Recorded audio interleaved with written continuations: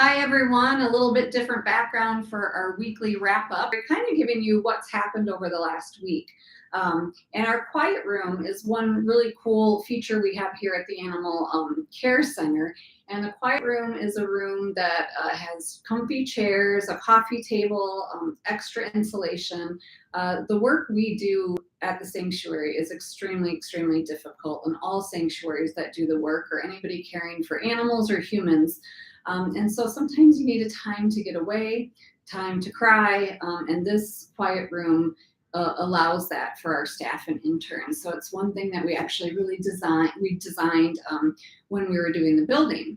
So what I want to also talk about a little bit is kind of some things going on. Judson just did a live post with all the wonderful auction items, and thank you guys for bidding because your money goes directly towards the cats. But a really cool thing about this auction is we finally have doing a really, really large auction, because some of the feedback we received is that the price points were getting so high that everybody couldn't get the special keepsake they wanted. So we have flooded this auction with a lot of items, which means you need to go on there and bid so that we know you like auctions like this to hopefully with that many items, the price points still stay reasonable for those that can't afford. But if you want to outbid each other, go for it, because this is a really, really good way to support the cats. So what's been happening here, we finally have some really, really nice weather. So volunteer season is well underway. We had Lori here yesterday doing healing touch training with our interns, and also doing some healing touch on staff. So what that is, you know, we do a lot of Western medicine and everything else, but there's sometimes that we look into other alternatives.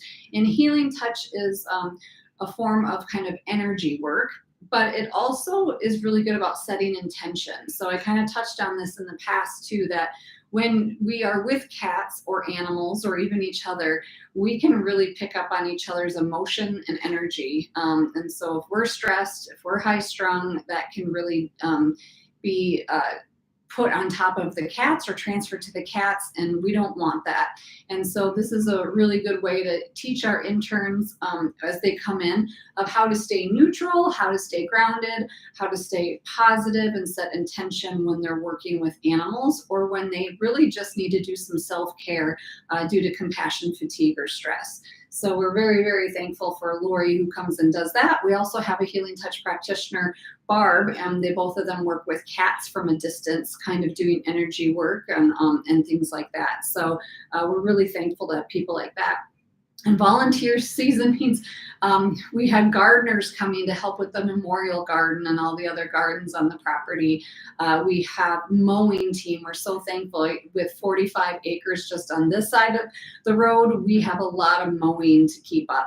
We like to keep the habitats wild, but in each wild area, we also have mowed areas, and we mow around the habitat walls, so we can definitely do inspections and things like that. And so training the new interns for tour days too, because when you come on a crew day, or if you're a volunteer, you get a thank you tour at the end of your day. And so our interns are being trained to be able to help give those tours. And it's been, will be awesome. It's a great way for them to get some public speaking experience, as well as educational experience if they're moving on to zoos or other wildlife facilities after their internship. With that, the crew day that was here this last week helped put up shade cloths on all of Wildcat pines. So when our cats are on skywalks and things like that, we also add shade cloths to their roofs. They have trees in their habitats, but we want them to have multiple areas of shade and be able to have choice. Choice is a huge thing here at the sanctuary, so is psychological well-being. And so always giving them many options is wonderful. We also add a lot of water and take out the old heated water bowls, tie up the electricity for the heated water bowls, and put in summer water bowls and summer pools. Even in the small cats, they get the kiddie pools with water, but we want to give the cats ample choices for water as well. So I know there's been a lot of questions on cats and things, so I'm going to get to the cats, but I know you'll hang in there for the cats, so I kind of talk about other things as well. Let's see, have a few other things. Since mud season, it's been raining, so they've been collecting those podcastings. So some of those podcastings you see in the auction are what caretakers are doing all the time now. So it's really awesome there. So one big update that I know people were waiting to hear on is we talked that we were going to do a play date with Lion Gino and his mother Sophie. They have been separated since he was a year old when they came to us from Argentina, the Buenos Aires Zoo. And sadly, you guys all know that we lost Kimba earlier this year and had to say goodbye to him due to health reasons or concerns and old age. And so we've put Gino and Sophie next to each other for a couple weeks now, and in their smaller areas, so they kind of have some not forced, but they have areas to get away, but they're in closer proximity so that they do spend more time together. So we're going to be giving those sponsor parents an update with some photos. So if you're a sponsor parent of Gino or Sophie, definitely stay tuned for more detailed update from Julie, who will be sending that out. But I want to let you guys know that it went very different than we thought it would, but it was very neutral, and that's the best way to say it. So the play date started where Sophie did not want to leave her manger. She had her defendable space, which is really good for a cat to have. Gino went right into her space. He wasn't obsessed with her like he was when we tried a play date with Alyssa. He really went and chased Alyssa. He wasn't like mean, but he was too much for Alyssa. And Alyssa, who was so sweet, the lilager, when we tried that play date, didn't really tell Gino off. She just ran from him. And when she ran, that triggered Gino to even get more excited. So we really thought, okay, how is Sophie going to handle when Gino gets too excited? And you know what? She handled it appropriately. He came right over to her and wanted to see her and kind of be rowdy. And she did what a lioness should do. She let out a loud roar, smacked the ground, and Gino backed away right away and said, wow, she's serious. She's in charge. And so there was a few times where he tried to be nice and she was very defensive. And there was a few times where he tried to be overexcited and she asserted herself. But by the end of the first play date, they were both kind of in each other's space, not cuddling, not loving, but were neutral and really ignoring each other.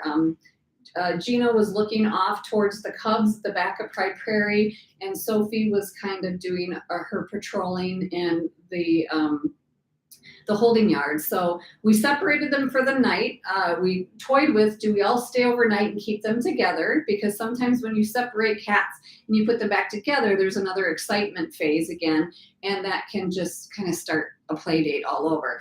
But we chose to separate them so that Sophie could have a little bit time to kind of, she seemed to be the one that was a little more unsure of Gino and her space, and we wanted to give her some kind of decompressed time. So this morning, the first thing Teresa and Elise did when they came in is gave them access to each other. It has been nothing but neutral. There hasn't been tons of cuddling or anything like that, but they are sitting and laying in each other's space. Then they separated. They're on their own to their own holding yards for a nap. So far, so good. It might not be a mother-son love connection, but it might be a cohabitation. And it might be that when Sophie gets more comfortable, she could always assert herself and choose that she doesn't want to live with another lion. So we're going to keep doing these play dates, hoping for positive vibes. We're giving them more space, indoor, outdoor rooms. They're going to test feeding next to each other and enrichment to make sure there isn't any displaced aggression. And then also this is a little challenging because, as we all know, Sophie tends to want to retreat from people. And so play dates with cats that do not want to be around humans, sometimes us being there to monitor the play date can be the actual, I'm going to turn this off, sorry, radio, can be the actual trigger of something. And we don't want to be the trigger too. So Teresa and Elise have been really great at positioning themselves so that Sophie can't see them or that there's a block and she can have some privacy. I was down there, Dr. Campbell was down there, Anna was down there for several hours yesterday. And then today we decided, since it went so well, that we want the least amount of people down there observing so that Sophie can be really Sophie versus with the human presence. And so far that's been going really good. We also have baby cams up, and every time I see Teresa, she has the baby cam and watching to see how they're doing. So I hope to continue to give you more good news as those play dates continue.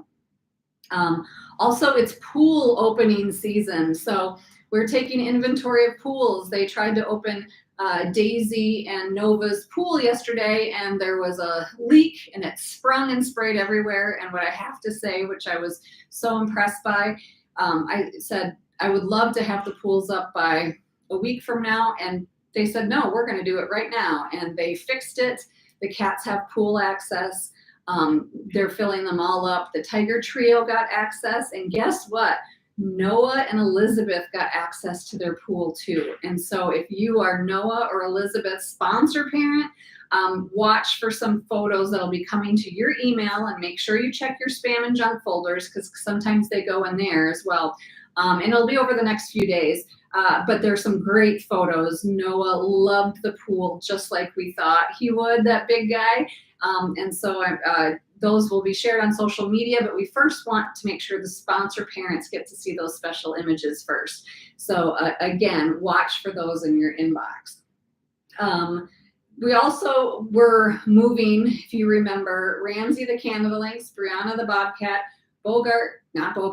Buddy the Bobcat, and Bella the Bobcat, too many B's, up to quarantine.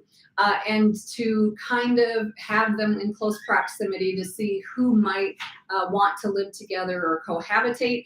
There has not been a lot of negativity. There's just not been a lot of cooing or purring at the fence or anything like that. So I'm going to be checking in with Teresa at the end of the week, and we'll decide if we need to rotate them around again with different partners on the shared wall to see if there's anything more positive, or if it's been neutral enough that we could try a play date and see if they cohabitate. So stay tuned. Bobcats, we know we don't want to rush it because bobcats can be very aggressive to each other if it doesn't go right. So we are definitely taking our time, and we consider Ramsey the Canada Lynx an honorary bobcat because he's in the group, but he is a Canada Lynx. So we'll keep you posted on that. And then Alyssa did move, not a big sponsor update because she has two habitats right next to each other, and she just moved from one to another.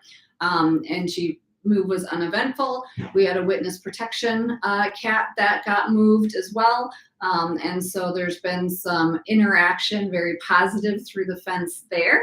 And we're hoping that it continues. I will tell you that Alyssa is just cooing and rubbing and being the perfect girl she is. And so the witness protection cat is very, very excited about her as well. So we don't know where that'll go in the future, but it's always great when you get to see cats move. And then also Nova too is also getting her pool and is getting a whole bigger habitat. She gets the whole habitat and things like that. So there'll be more cat moves in the future. Once we know they're permanent, we'll definitely share those with you.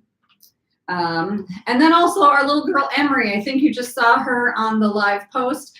No cat we take in is always as simple as it seems. She is such a sweet little kitten, and everybody loves her, that little stray gray and white girl that we found on the road. But boy, is she deciding that the couch is her scratching post. Judson brought in logs for her. She's got more scratching posts, more cardboard posts. We put tape on the couch, and she's saying, absolutely not. I'm going to continue to shred this couch. So I've asked Anna and Teresa to do their magic and possibly put the soft paws on her too to see if that helps. But she's at a cat sanctuary, so she's not going to get reprimanded for being a cat, of course. So. And then we have all been seeing an orange and white stray cat on the road, which has a very large territory. It has been coming all the way down to the sanctuary and about 2 to 4 miles up on the road by the culvert. We definitely don't want him to get hit. He seems to really understand living out in the wild, so I'm assuming he's a barn cat that wandered too far away. But the staff have been feeding him, and hopefully we can capture him and make sure he gets neutered and safe. So we'll keep you posted on that as well. And the staff continues to do awesome enrichment. I'm just super excited for the creativity that they've done, and the hard work and putting it into their daily work schedule, which is so hectic. Even Mike, who was talking about how Tarek and Polina loved when all the snow was melting. They had one little pile of snow still under their platform, and they were both trying to share and sleep on it. And so he's like, I'm going to take kiddie pools and I am going to fill them with water and put them in the walk-in freezer and freeze them. And then I want to give cats, even like Canada Lynx Ramsey and others that really like the cold, not just little bloodsicles to eat, but a huge kind of area to sit and lay on a cold thing of ice in the hot summer. So I just love hearing about the new and improved ideas that they keep coming up with. It's just so incredibly special to see them so invested in every individual's cat's well-being and what the cat likes, and watching those little nuances of what they've noticed that really perks up the cat. So that's awesome. And kind of, we have, I'm going to keep today a little short. I'll do a couple other things, but there are many pending cases we're working on right now, and some are keeping me very busy. And so I'm trying to get to those today. We have actually an internal meeting on some of the cases and what that means for timing and residents and things like that. But we will share, obviously, as soon as we can with you. But the big cat crisis is sadly still alive and well, and we wish it wasn't. But we also got another call on Savannah this week that we just don't have places for. We've been working with Wildcat Ridge, and both of us are really full. And so we really need other wonderful places to step up and hopefully provide safe havens for the hybrid domestics and the even the F1s and F2s. It's just, we can't keep up. But we are looking at, as we talked about, what we're calling Catio Town is a capital campaign next year to actually expand but provide a more dynamic and different space for the hybrids we rescue. But the numbers have come back just really expensive for the dreams we had for this indoor cat building with tons of catios. And we want to be stewards of your dollars, and we want to make sure that the cats still can get what we envision, but it might look a little different for us because we want it to be more cost effective and more maintenance free for the long run. So we're going back to the drawing board a little bit with an architect on how to make it more maybe like our other animal buildings, but a little more vibrant color and customized to the hybrids, and still give them an outdoor covered space and things like that. So we're going to continue to work on that. We think it's so important that these hybrids get what they need. And right now, caring for them in the winter is really hard because there's so many of those yards, so many filled with snow, so many where maintenance that's going on. And we really want to take those maintenance hours of shoveling and mowing and decrease that so that time can be used to directly enrich and spend time with the hybrids. And so that's continuing what we continue to look for over and over. So I think that's kind of the wrap up for today. I hope I get to have more news for you next week, so stay tuned. I hopefully can update you on some of those cases we're working on next weekly wrap up. And as always, we appreciate your support. I was going to see if I can read anything on the computer. Right now I can't, but again, if you have any updates, I know Faith is asking for Lloyd's update. Definitely reach out to your sponsor coordinator and they can give you an update. Right now, I think the same update as Lloyd is Chatty Cathy. He talks all the time, and he definitely wants to eat Kiara the dog. So he's not the shy boy we thought he was. If you are a sponsor, definitely reach out. We want to give you updates With 130 residents and so many generous people sponsoring, we don't always get every update out there, but don't ever hesitate to reach out to your sponsor coordinator, Julie or Beth, and ask for updates. And as always, thank you guys for your continued support, and I will continue to update you as we have moves, mergers, medical updates, or any rescue news. So thank you, and have a great rest of your week.